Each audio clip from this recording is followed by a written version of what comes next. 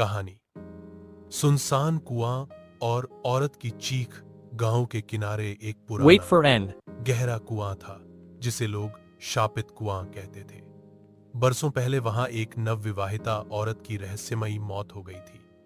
कहते हैं कि उसकी ससुराल वालों ने दहेज के लिए उसे उस कुएं में धकेल दिया था।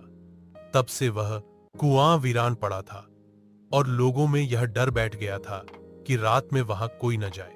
एक बार गांव में एक नया परिवार आया।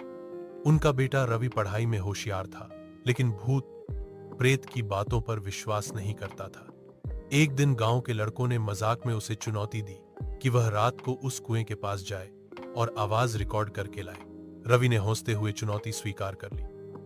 रात के 12 बजे मोबाइल में टॉर्च जलाए वह अकेले उस सुनसान कुएं की ओर चल पड़ा। चारों तरफ सन्नाटा था और हवा में अजीब सी ठंडक थी। जैसे ही वह कुएं के पास पहुंचा, उसे लगा किसी ने उसके कंधे पर हाथ रखा। उसने मुड़कर देखा, पर कोई नहीं था। अचानक कुएं से एक औरत की चीख सुनाई दी, बहुत तेज और दर्द भरी। रवि डर के मारे कांप गया। उसका मोबाइल हाथ से गिर गया और टॉर्च बंद हो गई। चीख के साथ एक फुसफुसाहट भी सुनाई दी, मुझे बचा लो, मुझे इंसाफ चाहिए। रवि किसी तरह भागते हुए घर लौटा, लेकिन अगले दिन वह बुखार में तप रहा था और बड़बड़ा रहा था, वो कुएं में है, उसकी आंखें मुझे देख रही थीं।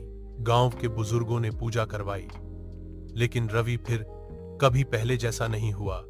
अब भी हर पूर्णिमा की रात वहां से औरत की वही चीखें आती हैं, जैसे किसी को अब भी इंसाफ की तलाश है। Please like and subscribe.